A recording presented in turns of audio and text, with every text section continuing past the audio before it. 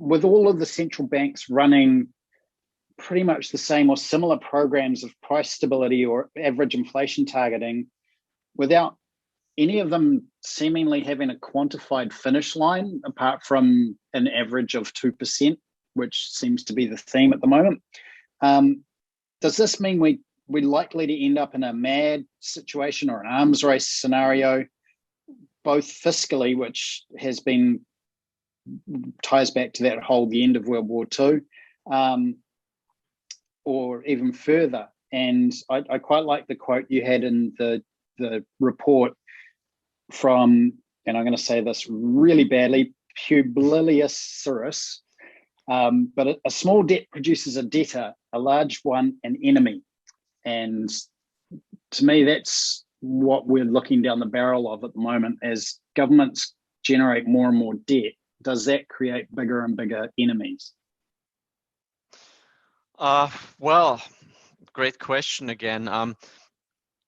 I think the geopolitical tensions are indeed on the rise, almost everywhere, and that's also it's not a coincidence. It always goes hand in hand with economic and financial problems.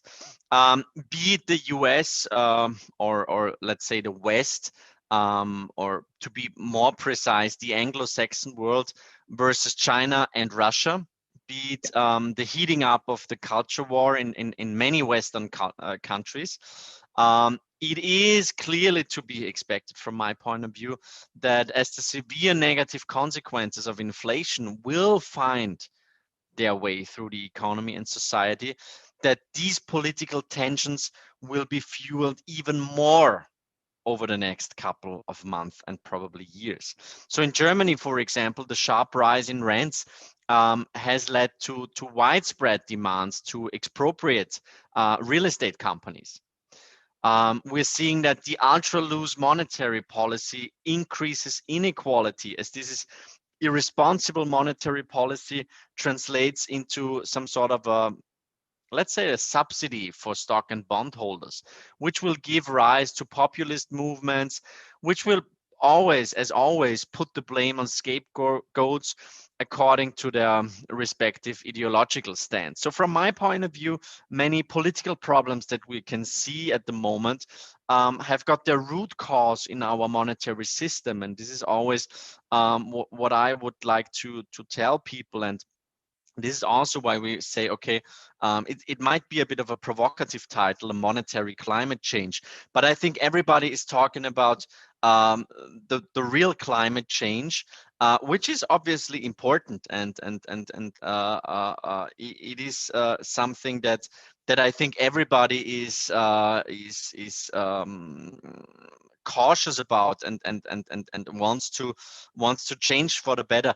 However, I think that people, when it comes to what's going on the fiscal side, but also in terms of monetary policy, nobody really cares.